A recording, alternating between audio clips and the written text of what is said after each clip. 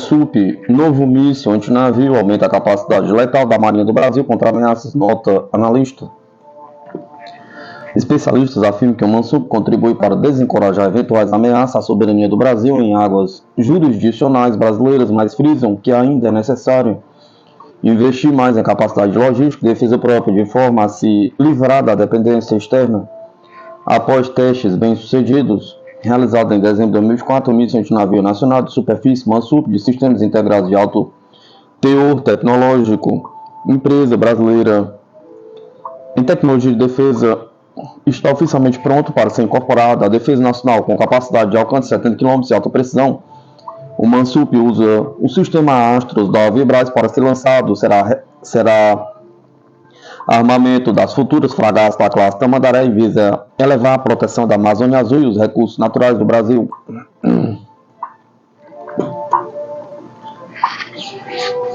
Jéssica de Freitas Gonzaga da Silva, professora de História Naval, pós-doutoranda em Estudos Marítimos pela Escola de Guerra Naval e doutora em História pela Fundação Getúlio Vargas, considera o lançamento do Mansup uma importante etapa no processo de execução da Estratégia Nacional de Defesa, que estabeleceu como capacidade do Estado para o cumprimento dessa empreitada, o desenvolvimento tecnológico para gerar produtos de defesa e sistemas de defesa por meio de incentivo à ciência, à tecnologia e à inovação.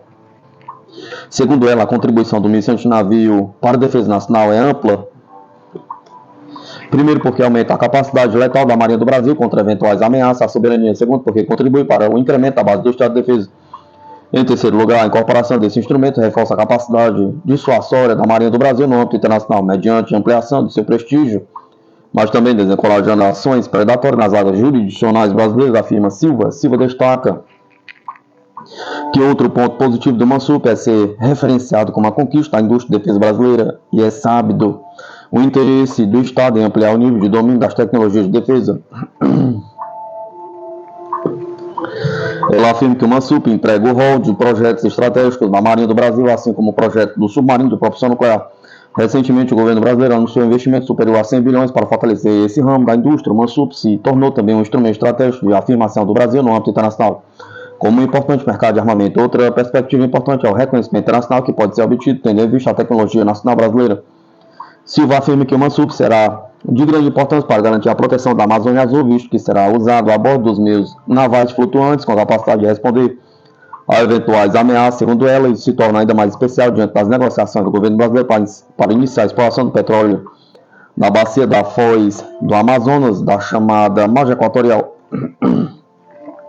No momento em que responde a essa entrevista, estamos imersos em uma conjuntura marcada pelas negociações do governo brasileiro para iniciar a exploração de petróleo na bacia da Foz do Amazonas. A área de interesse dista de 175 km da costa do Amapá, portanto, faz parte das águas jurisdicionais brasileiras. A Amazônia Azul, além das jazidas de petróleo e gás, possui riqueza da biodiversidade marítima. Em suas comunicações marítimas são transportados 95% do comércio brasileiro. Em nosso litoral estão as principais cidades brasileiras e a maior concentração da população. Em síntese, a defesa da Amazônia Azul é imperativo para a integridade do território e do patrimônio do Brasil. Diante desse cenário, avaliar especialistas do Estado não pode permitir ameaças externas como pirataria, terrorismo, tráfico de drogas e até mesmo um ataque de outros países. Para cumprir esses objetivos políticos, a Marinha do Brasil desenvolveu uma estratégia naval baseada na negação do uso do mar mediante dissuasão. Por sua vez, para inibir atitudes ameaçadoras de agressão, é necessário fortalecer a capacidade dissuasória, sobretudo dotando o poder naval de meios modernos, bem equipados e em estado de prontidão. Destaca ela acrescenta que é possível empregar o Mansup em plataforma terrestre a fim de ampliar a capacidade de projeção de poder de resposta do Corpo de Fuzileiros Navais do Brasil. Para aumentar a capacidade de resposta do Brasil, esse sistema também poderá ser integrado aos demais meios de defesa, como radares e o sistema de gerenciamento da Amazônia Azul. Eduardo Siqueira Brito, professor titular aposentado da Universidade Federal Fluminense, pesquisador do Núcleo de Estudos de Defesa, Inovação, Capacidade e Competitividade Industrial, afirma que a capacidade militar de um país tem como base dois componentes essenciais que se complementam: a capacidade operacional de combate, que é proporcionada pelas unidades militares, e a capacidade militar constituída pela base logística de defesa. Basicamente isso, a base logística é composta pelas indústrias de defesa, institutos de ciência e tecnologia que desenvolvem tecnologias específicas para a defesa de uma organização dentro do Estado que administra a aquisição de equipamentos de defesa e o desenvolvimento de tecnologias de defesa e também suporta o desenvolvimento de indústrias de defesa, explica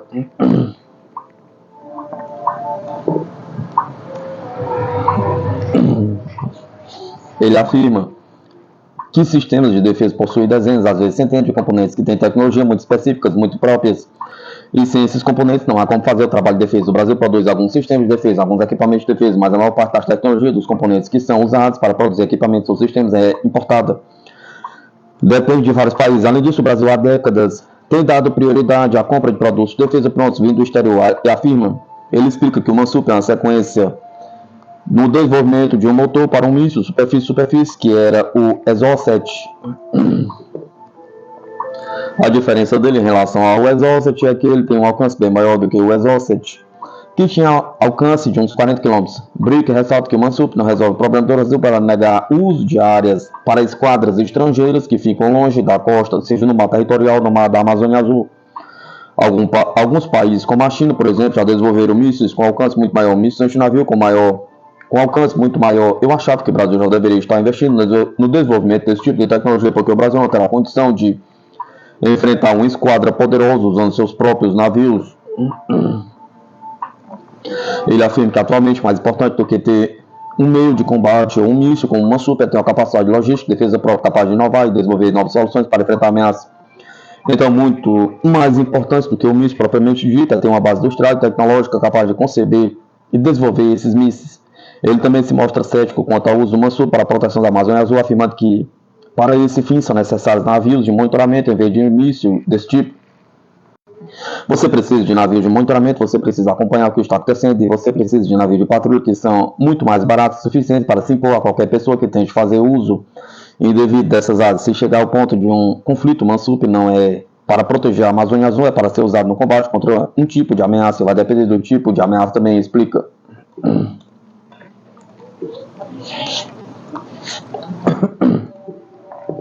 Portugal fecha acordo para a compra de 12 carros Super Tucano após encontro entre Lula e Montenegro. Durante visita oficial ao Brasil, nesta quarta-feira, 19 de 2 de 2025, o primeiro-ministro de Portugal, Luís Montenegro, se reuniu com o presidente Luís Inácio Lula da Silva, PT, em Brasília, no encontro foram firmados 20 acordos bilaterais entre os dois países focados na exportação de produtos brasileiros de alto valor agregado. Foram assinados 20 acordos para facilitar a cooperação entre Portugal e Brasil, afirmou o Palácio do Planalto ao término da reunião bilateral. Entre os principais acordos está a compra pela Força Aérea Portuguesa de 12 aeronaves de combate Super Tucano de fabricação brasileira. Brasil e Portugal ainda firmaram um acordo entre a empresa Indústria Aeronáutica de Portugal e a Embraer para a adaptação das aeronaves ao critério da Organização Tratado do Atlântico Norte. Também foi anunciada a abertura de um escritório da Agência Brasileira de Promoção, Exportação e Investimentos em Lisboa, além da instalação de uma unidade do Ministério das Relações Exteriores, uma sede da Embraer na capital portuguesa. Após o encontro, Lula celebrou o início de um perfil mais diversificado no intercâmbio comercial com Portugal, em que foram incluídas cadeias produtivas relevantes que favorecem a exportação de produtos brasileiros com maior valor agregado.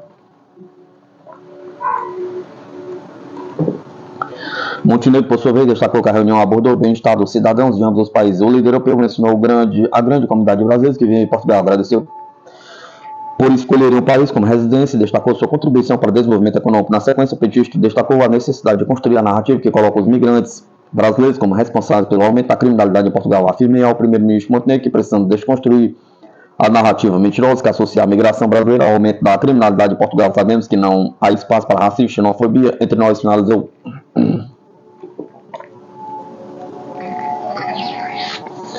Não são apenas os cartéis, os Estados Unidos vendem armas para o México como se fossem doces. O Departamento de Estado dos Estados Unidos classificou nesta quarta-feira, 19 de 2 de 2025, o cartel de Sinaloa, o cartel Jalisco, Nova Geração e outros grupos criminosos como organizações terroristas estrangeiras. De acordo com o texto, esses grupos representam um risco para a segurança nacional, a política externa e os interesses econômicos dos Estados Unidos. Com isso, a medida abre margem para que o México amplie a ação judicial contra os fabricantes e vendedores de armas em território estadunidense.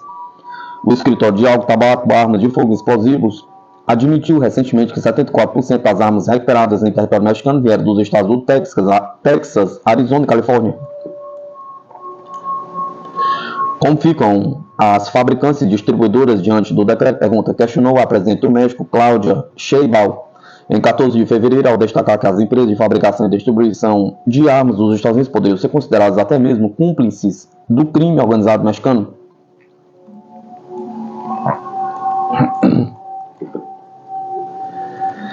Dados fornecidos por uma pesquisa da Universidade Norte-Americana George Washington revelou que apenas em 4 estados dos Estados Unidos, Arizona, Califórnia, Texas e Novo México, todas elas fronteiriças com o México, há mais de 9 mil estabelecimentos que vendem armas, sendo que grande parte delas são de alto poder de fogo. O documento Avaliação Nacional sobre o Comércio e Tráfico de Armas de Fogo mostra que quase a totalidade do armamento traficado dos Estados Unidos para o México acaba em território onde os cartéis mexicanos, como o de Sinaloa ou Jalisco, nova geração, tem forte presença. As lojas de armas têm um lucro bastante alto, destacou o analista mexicano e consultor de segurança José Alberto Guerreiro Baena. Ele ressaltou que, com base nos dados oficiais fornecidos pelos Estados Unidos, as lojas de armas desempenham um papel fundamental no mecanismo do crime organizado no México.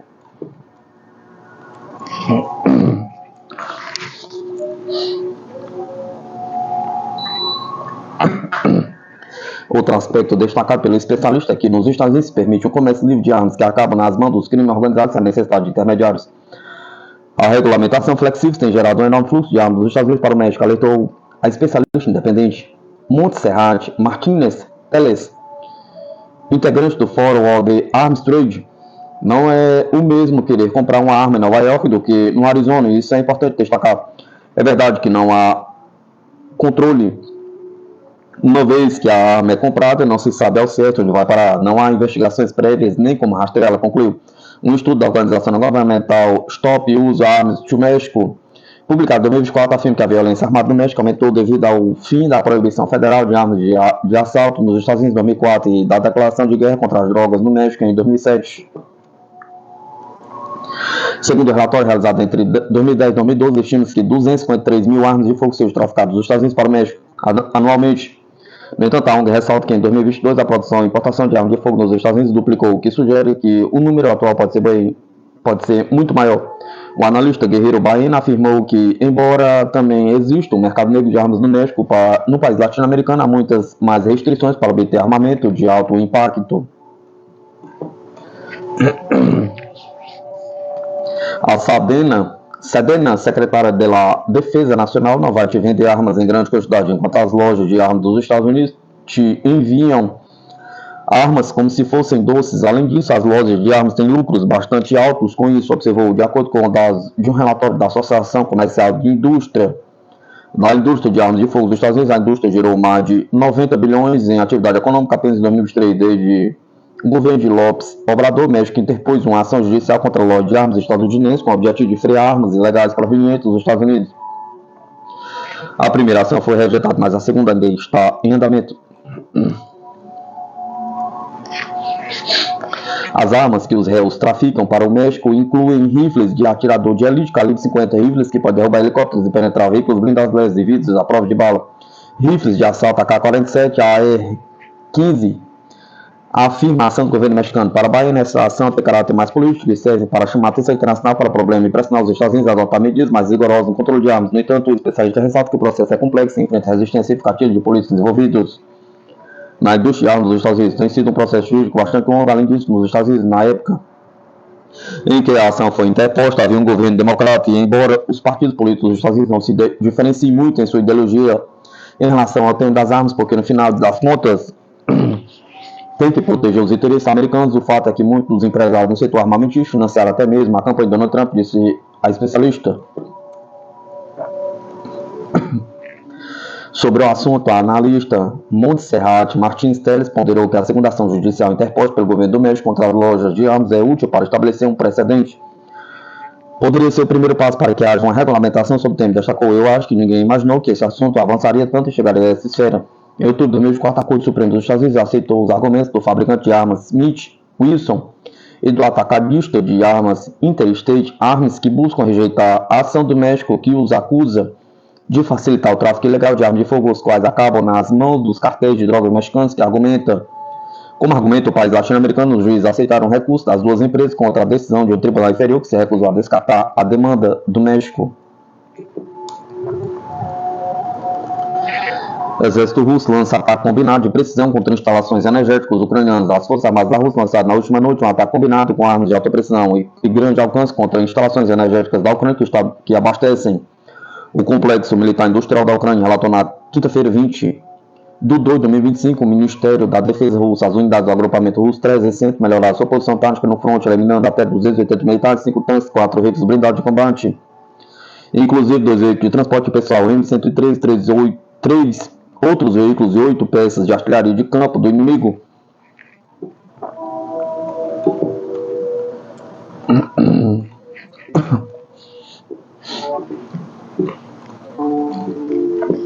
Na direção de Kharkov, o agrupamento russo Severnorte eliminou até 45 soldados, um tanque, um carro blindado de combate, 6 outros veículos e 3 peças de artilharia de campo. Por sua vez, o agrupamento russo Yumbi Sul tomou posições mais favoráveis no fronte, tendo o adversário perdido até 175 soldados, 2 veículos blindados de combate, incluindo o veículo blindado de transporte pessoal M113, fabricado nos Estados Unidos, 2 picapes e 7 peças de artilharia de campo, 3 delas de fabricação ocidental. Na zona operacional do agrupamento russo, a parte oeste, o exército ucraniano perdeu mais de 180 militares, 5 picapes e 7 peças de artilharia, 4 delas fabricadas em países da OTAN, 2 depósitos de munição e uma estação de guerra eletrônica.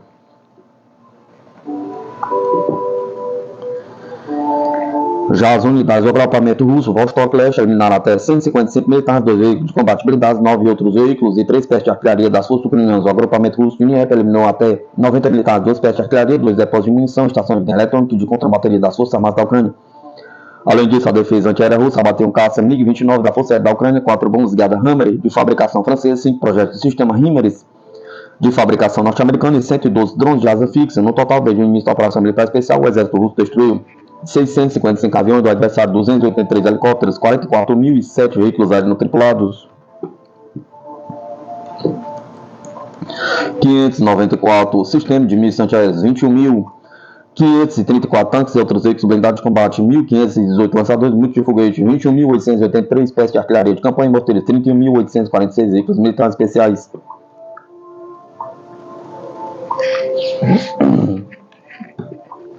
Naval Group acusa rival ThyssenKrupp de vender tecnologia submarina. A Naval Group da França criticou a ThyssenKrupp Marine Systems da Alemanha por prejudicar fornecedores europeus de submarinos ao transferir tecnologia para países que mais tarde conseguiram construir seus próprios barcos para exportação. A ThyssenKrupp é campeã em criar novos concorrentes, disse Guillaume Rochard, chefe da estratégia, parcerias e fusões da Naval Group, em uma mesa redonda em Paris para discutir a base industrial de defesa da França no início deste mês. Eles fizeram transferência de tecnologia extremamente significativa para a Turquia e a Coreia, 2 nações que agora estão no mercado de exportação de submarinos. Naval Group e ThyssenKrupp regularmente se enfrentam em contratos de submarinos e Rochard descreveu a empresa alemã como a principal concorrente de sua empresa em submarinos convencionais. O executivo disse que a Naval Group é muito cuidadoso em relação à transferência de tecnologia para não criar ou intensificar a competição, a abordagem que ele contrastou com a da ThyssenKrupp. A ThyssenKrupp negou o compartilhamento descuidado de tecnologia submarina em uma resposta por e-mail, dizendo que a empresa estabelece o padrão para a transferência responsável de tecnologia na indústria naval. A empresa alemã disse que, além de garantir sua propriedade intelectual, todas as vendas são configuradas para que os clientes comissionem e operem nossos produtos para qualquer missão naval que precise executar para defender seu país. A empresa disse que não poderia comentar sobre projetos específicos devido à sua natureza confidencial. A missão da indústria naval da empresa está bem definida no respectivo regulamento de controle de exportação, no qual toda e qualquer forma de transferência de tecnologia é baseada, disse a empresa. Nós da ThyssenKrupp Marine Systems estamos sempre agindo em total conformidade com isso. A ThyssenKrupp ganhou um pedido da Turquia em 2009 para 6 submarinos com um sistema de propulsão independente do ar baseado na tecnologia de célula de combustível HDW da empresa, a ser construído pelos estaleiros navais de Golkusi, perto de Izmit. O primeiro barco nos submarinos da classe Reis resultantes entrou em serviço em agosto de 2024. A Turquia anunciou no mês passado o início da construção de seu primeiro submarino desenvolvido localmente, colocando o país no caminho para se tornar autossuficiente na tecnologia. A diretoria de armamentos da França, DGA, intervirá em acordo de exportação para manter habilidades críticas do país, disse Alexandre Lohose, chefe da diretoria da indústria de defesa dentro da DGA, durante a mesa redonda em Paris. O funcionário disse que os clientes exportadores estão exigindo compensações cada vez maiores e maiores graus de compartilhamento de programa em troca de contratos. Como garantimos que o que era uma pequena porcentagem antes e agora se torna grandes pedaços não vá contra a nossa política industrial de defesa? Pergunta, disse Lohose. É uma questão de diálogo com a indústria, mas também temos discussões flexíveis e animadas com colegas da diretoria internacional para encontrar um equilíbrio, que é que todas as habilidades críticas tentaremos manter, essas serão mais como linhas vermelhas, La House acrescentou. Então vamos restringir um pouco mais suas liberdades nessa área, mas é por uma boa causa, é para que possamos manter nossa autonomia estratégica.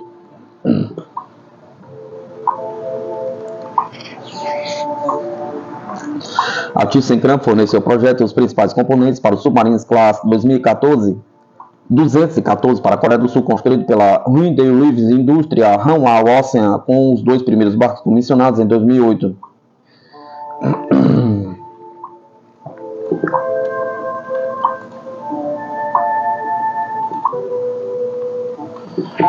A Alemanha escolhe Rheinmetall para lidar com parte da logística de guerra. A Rheinmetall da Alemanha fornecerá suporte logístico para movimentações militares dentro e através do país sob um novo e importante contrato, anunciou a empresa.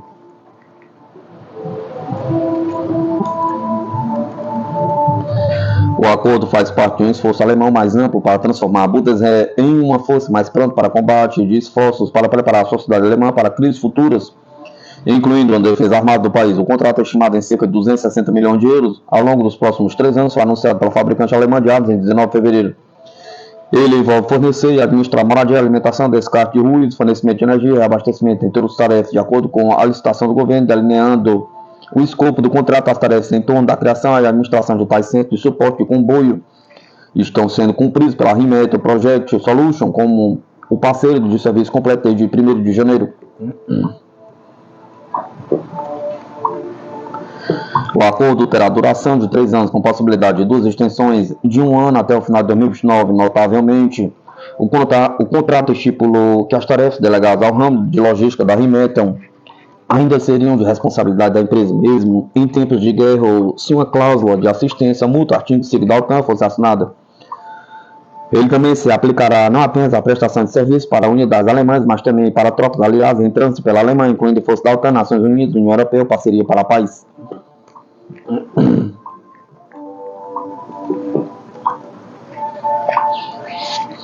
Devido à sua localização central na Europa, a Alemanha é tanto uma nação de trânsito quanto um centro logístico em termos de defesa coletiva, disse a Rheinmetall na declaração. Dentro da OTAN e da União Europeia, o país, portanto, desempenha um papel central na implantação de forças. A Alemanha também desempenha um papel como centro logístico de suprimentos que chega à Ucrânia, especialmente por via terrestre.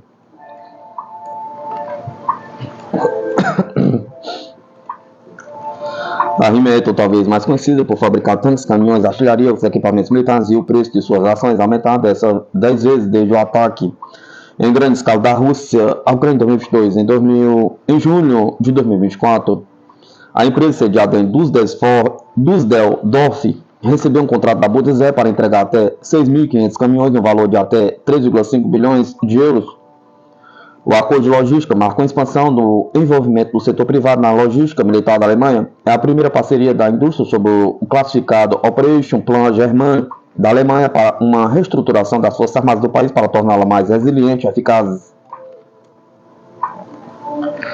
O plano de operações é uma resposta à invasão da Ucrânia pela Rússia, com um folheto público sobre o plano afirmando: uma coisa é certa, a Alemanha e sua população devem se tornar mais preparadas para enfrentar ameaças, agressores.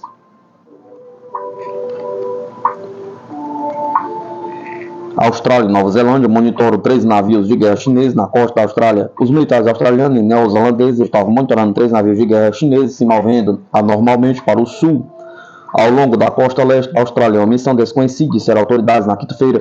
O governo australiano revelou há uma semana que os navios de guerra viajaram pelo sudoeste asiático e pelo Mar de Coral e estavam se aproximando do nordeste da Austrália. O ministro da Defesa, Richard Marles, disse na quinta-feira que os navios chineses, a fragata naval Wang Yang, o cruzador Zhongyi e o navio de reabastecimento Weish Hanhu estavam na costa leste da Austrália.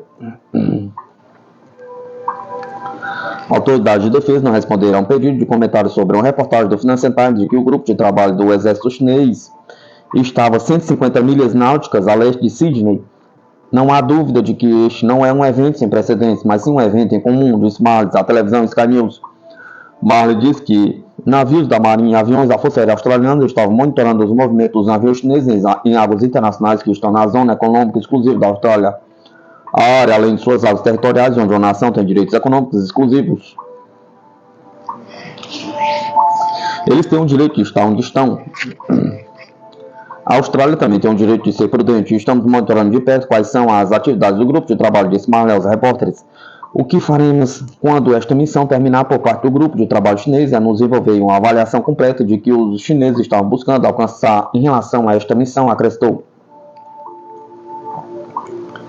Em Pequim, o porta-voz do Ministério das Relações Exteriores da China, Gao Jiakun, foi questionado em uma coletiva de imprensa na quarta-feira sobre a localização dos navios de guerra chineses e respondeu que não estava ciente da situação. A embaixada chinesa na Austrália não respondeu imediatamente a um pedido de comentário na quinta-feira, mas disse que a Austrália havia conversado com seu vizinho mais próximo, a Papua Nova Guiné, sobre sua resposta porque os chineses haviam viajado pela costa da nação insular do Pacífico Sul a caminho da zona exclusiva econômica da Austrália. A Austrália também estava trabalhando muito de perto com a Nova Zelândia, que é separada da costa leste australiana pelo mar da Tasmânia, disse ele. Os militares da Nova Zelândia também estavam monitorando os navios chineses por mar e ar em coordenação com a Austrália, disse a ministra da Defesa da Nova Zelândia, Judith Collins, em um comunicado. Não fomos informados pelo governo chinês porque esse grupo de tarefas foi enviado para a nossa região. Não fomos informados sobre seus planos futuros, ela acrescentou. Continuaremos monitorando essas embarcações. Jennifer Parker, especialista associado do National Security College da Austrália e ex-oficial da Marinha Australiana, diz que os navios de guerra chineses raramente viajam tão ao sul ao longo da costa leste do país. Isso faz parte de uma projeção de poder mais ampla da Marinha da China e devemos esperar ver mais disso no Pacífico e no Oceano Índico, diz Parker. A mobilização chinesa ocorre no momento em que o chefe do Comando Indo-Pacífico dos Estados Unidos, Almirante Samuel Paparo, visita a Austrália esta semana. Parker disse que o momento provavelmente foi uma coincidência, já que a mobilização chinesa teria sido planejada com bastante antecedência e os Estados Unidos não divulgam informações sobre as viagens de seus oficiais superiores até perto da visita. Sem saber exatamente para onde os navios estão indo, o objetivo desta implantação, eu acho, é demonstrar à Austrália que eles têm a capacidade de descer e operar em nosso domínio marítimo, disse Parker. O primeiro-ministro Anthony Albanese disse em uma entrevista coletiva que não estava preocupado com os relatos de navios de guerra chineses perto de Sydney. Os navios de guerra chineses estão cumprindo a lei internacional, mas, assim como nós estamos monitorando a situação e observando o que está acontecendo, como seria de se esperar, disse Albanese. 3 navios de guerra chineses visitaram o porto de Sydney em 2019, mas a viagem foi aprovada pelo governo australiano. As relações diplomáticas e comerciais da Austrália com a China melhoraram nos últimos anos, mas as relações entre os dois exércitos são perigosas. A Austrália protestou contra o que descreveu como interação insegura na semana passada no mar da China Meridional, onde um caça chinês é acusado de lançar sinalizadores que colocaram em risco um avião de vigilância militar australiano. Gui, porta-voz do Ministério das Relações Exteriores da China, acusou a aeronave australiana de invadir deliberadamente o espaço aéreo sobre as disputadas ilhas para ser reivindicadas pela China.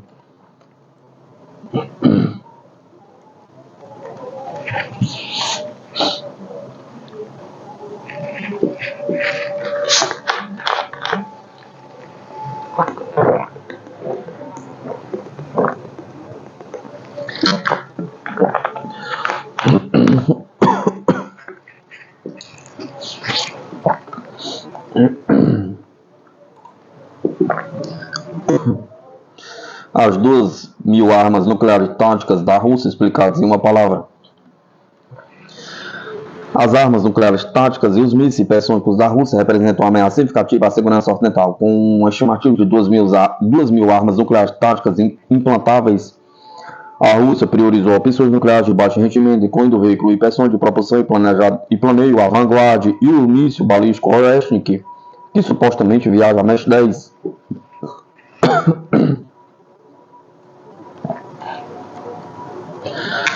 Ponto-chave número 1. Embora essas armas possam desafiar as defesas dos Estados Unidos, a capacidade de Moscou de produzi-las em massa permanece incerta devido a restrições econômicas de fabricação. Ponto-chave número 2. A resposta do Pentágono inclui o desenvolvimento de tecnologia anti-hipersônica e a modernização do arsenal nuclear dos Estados Unidos. Esses avanços poderiam remodelar a dissuasão global ou hype nuclear da Rússia. É exagerado? Pergunta.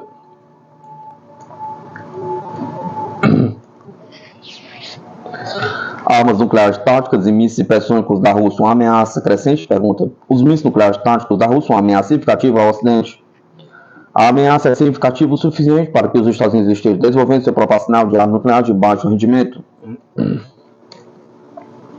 De acordo com o ex-secretário de Defesa Jim Mattis, a decisão de adicionar armas de baixo rendimento não foi criada para diminuir o limiar para uma guerra nuclear, mas sim para dar aos comandantes mais ferramentas para deter a Rússia. Sua discussão sobre o tópico ocorreu após o lançamento e a implantação em 2018 da revisão da postura nuclear do primeiro governo Trump, que pedia a criação de armas nucleares de baixo rendimento para incluir novas variantes do Trident 2D5 e um míssil de cruzeiro com armamento nuclear lançado submarino. A variante de baixo rendimento do Trident 2D5 tinha como objetivo mostrar à Rússia que os Estados Unidos teriam uma ampla gama de opções para responder no caso de um ataque nuclear. Mas Moscou não foi dissuadida de expandir seu próprio arsenal nuclear. De particular preocupação, a Rússia projetou várias armas hipersônicas de modo duplo que dizem ser capazes de ataques nucleares, bem como ataques convencionais. Uma dessas armas é chamada de Vanguard, um veículo hipersônico com capacidade nuclear de propulsão e planeio, descrito pelo presidente russo Vladimir Putin durante um discurso de 2018 como uma das 6 armas de próxima geração. O estoque russo de armas nucleares de baixo rendimento ou táticas incorpora pequenas bombas de 15 a 20 quilotons e mísseis de curto alcance com ogivas nucleares. A artilharia russa é até capaz de lançar armas nucleares de baixo rendimento.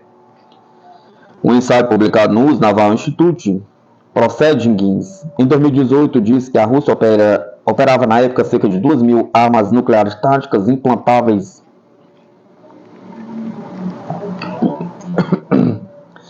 Embora informações exatas sobre os números de ogivas da Rússia e da China ainda não estejam disponíveis, a fraqueza convencional da Rússia reflete no fato de que ela tem o maior estoque de TNWS do mundo, de acordo com o ensaio. Embora a Rússia possa ter mísseis balísticos e hipersônicos de longo alcance extremamente avançados, ela pode não ter o suficiente para um conflito de larga escala. Isso provavelmente é verdade, especialmente para armas hipersônicas, como o míssil de cruzeiro hipersônico Zircon e o veículo hipersônico de propulsão e planeio com capacidade nuclear Vanguard.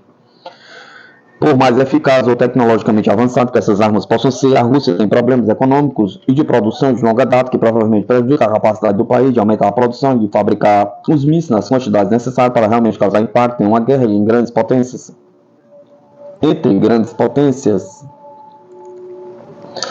Se a Rússia conseguir enfrentar esse desafio, seus submarinos de mísseis balísticos e a ACM poderiam operar um bom número de mísseis de cruzeiro hipersônicos Zircon, que teria um grande impacto na equação de ameaças. Em teoria, a Rússia poderia então lançar um ataque projetado para gerar uma salva de armas nucleares voando em alta velocidade para sobrepujar as defesas inimigas. Mísseis hipersônicos com armas nucleares podem viajar rápido demais de uma abertura de radar para outra para rastreá-los de forma contínua. Esta é uma das razões pelas quais os Estados Unidos estão acelerando tecnologias projetadas para combater armas hipersônicas. Mais recentemente, a Rússia disparou um novo míssil balístico hipersônico não nuclear Oreshnik contra um alvo em Dnipro. Um ensaio na Newsweek diz que Oreshnik viajou a 8.400 milhas por hora. Putin descreveu a arma como míssil balístico hipersônico não nuclear. Ele alegou que atingiu uma fábrica de armas ucraniana.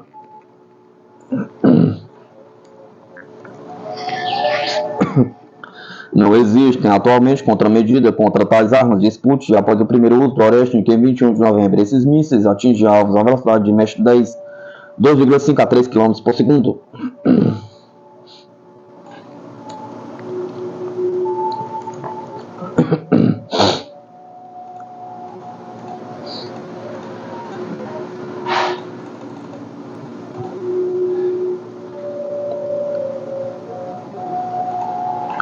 Os submarinos da classe Dreadnought da Marinha da Inglaterra têm apenas uma missão. Os submarinos da classe Dreadnought da Marinha Inglesa são os dissuadores nucleares de última geração da Inglaterra, substituindo a envelhecida classe Vanguard.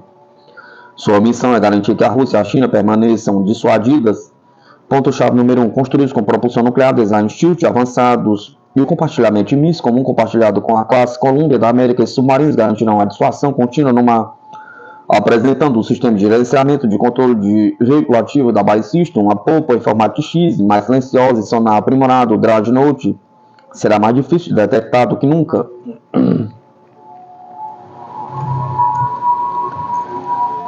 Ponto-chave número 2. À medida que a China e a Rússia avançam em suas capacidades de detecção submarina, a Inglaterra e os Estados Unidos estão modernizando suas frotas para permanecerem à frente.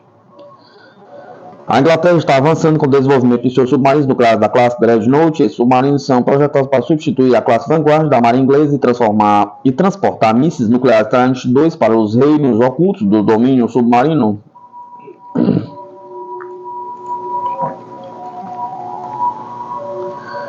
a dissuasão repousa sobre um paradoxo, pois armas capazes de destruição incrível são implantadas para manter a paz. Entre aspas, a garantia de um ataque retaliatório paralisante tem como objetivo impedir que um possível atacante nuclear pense que poderia de alguma forma prevalecer ao lançar o primeiro ataque nuclear e então sobreviver.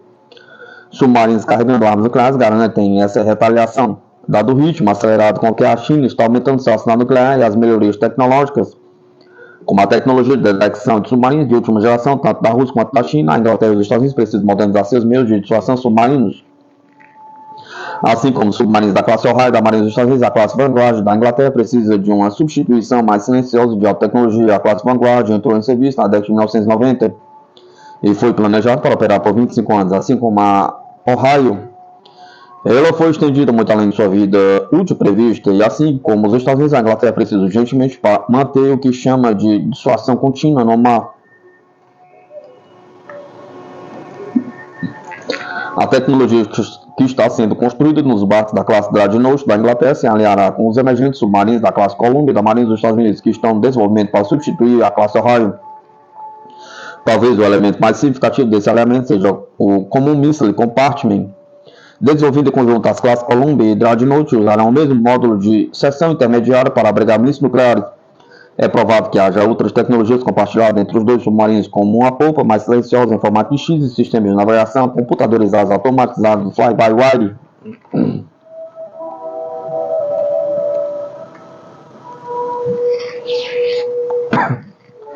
Os Columbias estão sendo construídos com um punhado de tecnologias inicialmente incorporadas em barcos da classe Virginia, como cabos de fibra ótica, um sonar de proa de grande abertura e um sistema de navegação controlado por joystick fly-by-wire. Esse sistema usa automação de computação e joystick para manter profundidade e velocidade de ângulo, enquanto o operador humano executa o comando e controle. Ele substitui sistemas mecânicos e hidráulicos e adiciona um novo nível de pressão e estabilidade de navegação. O equivalente da Inglaterra é um sistema da BAIC chamado Active Vehicle Control Management,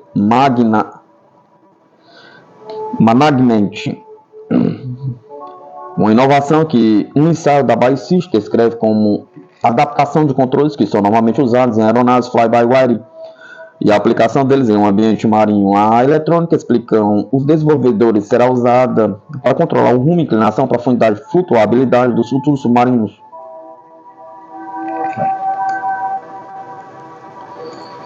Assim como a classe Columbia, os submarinos Dreadnought usarão um sistema de propulsão elétrica mais silencioso que aumenta a eficiência e a estabilidade de propulsão e ajuda a gerar energia adicional para os sistemas elétricos do barco.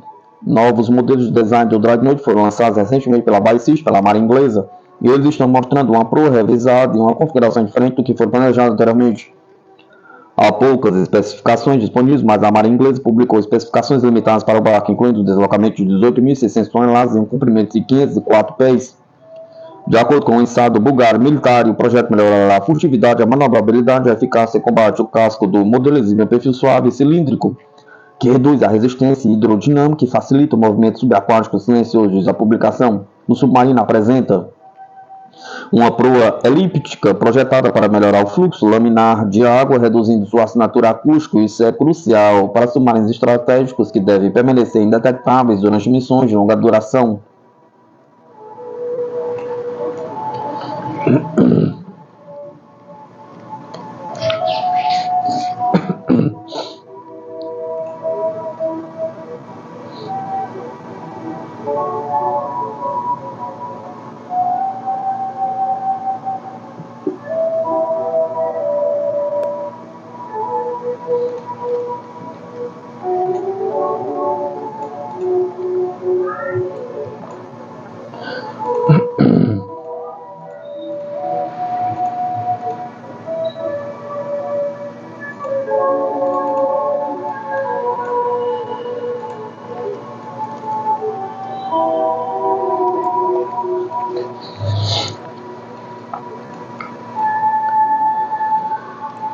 Já Strykov Gripen, o caça da Suécia construído para uma guerra na Rússia. O JA Strykov Gripen é o jato de caça multifunção da Suécia, projetado para alta capacidade de sobrevivência, rápida recuperação e combate. Ao contrário de outras aeronaves, ele pode pousar em rodovias e reabastecer em minutos e ser atendido por jovens recrutas, tornando uma pedra angular da estratégia defensiva mais 90 da Suécia.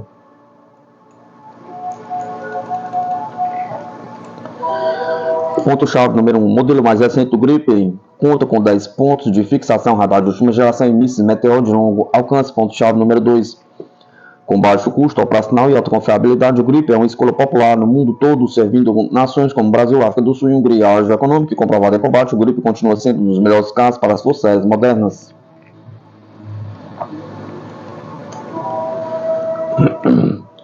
O Saab de Street 9 Gripen é o caça multifuncional de ponta da Suécia, mas é muito mais do que isso, é um reflexo da ameaça à porta da Suécia, à União Soviética durante a Guerra Fria e à Rússia hoje.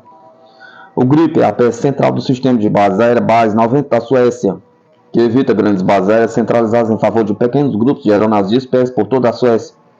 O Base 90 é uma criação sueca a partir das lições aprendidas na Guerra dos 6 Dias em 1967, na qual a Força Aérea Israelense destruiu praticamente toda a frota egípcia de aeronaves, além de dezenas de outras aeronaves em outros países árabes. O Base 90 atenua o risco de destruição por sua rede de pequenas e austeras bases aéreas por todo o país. Nesses locais dispersos, os Gripens podem aproveitar as estradas públicas para pousar e decolar, precisando apenas de uma faixa de 500 metros de pavimento para isso. Uma boa relação empuxo, peso, trem de pouso robusto e sistema de controle de voo auxiliam nesse objetivo. Além da aeronave em si, o Gripen também é uma peça essencial da arquitetura da defesa da Suécia, de forma mais ampla, que depende muito do recrutamento para preencher suas fileiras. Ao contrário de aeronaves mais avançadas, de fato muito mais capazes como o F-35, o Gripen foi explicitamente projetado para manutenção rápida por jovens recrutos sem muito treinamento ou experiência especializada. Os recrutas podem se rearmar, reabastecer e consertar problemas básicos sem uma infraestrutura de base aérea robusta, permitindo aos Gripens um tempo de resposta muito rápido de pouso. Do pouso à decolagem, o rápido tempo de resposta do Gripen é possível graças ao seu design de manutenção muito baixo. O motor do Gripen, WIC Motor 2 da Volvo, é um motor turbofan construído sob licença, que é modificado do General Electric F404. Ele é mais robusto e resiste melhor a colisões com pássaros ou ingestão de objetos estranhos. A mais recente interação do design do Gripen é o Gripen. E a Saab explica que o Gripen tem 10 pontos rígidos, oferece as melhores armas e pods da categoria de todo mundo e tem uma facilidade inigualável de integração de lojas.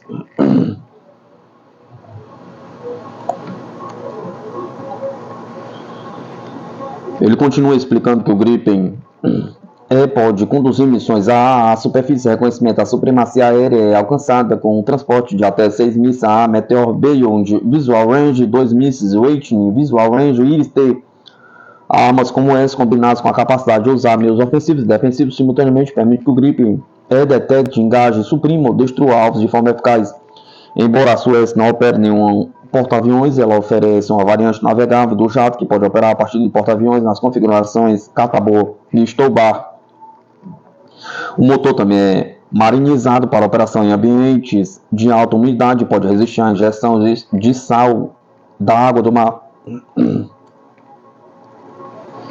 O sólido design sueco é refletido nos diversos e numerosos países que aceitaram o jato em serviço, como um caça ou jato de treinamento. Brasil, República Tcheca, Hungria, África do Sul, Suécia, Tailândia, Inglaterra. O design da Saab oferece um equilíbrio acessível de desempenho, confiabilidade e flexibilidade a um preço atraente. Embora as aeronaves mais novas de quinta geração superem amplamente o Gripen em termos de velocidade de alcance, o Gripen continua incomparável em comparação às aeronaves de quarta geração, especialmente em termos de custos operacionais, requisitos de manutenção e pegada logística mínima. A doutrina defensiva da Suécia, centrada em resiliência, capacidade de sobrevivência, é que o Gripen atende e provavelmente continuará assim pelos próximos anos.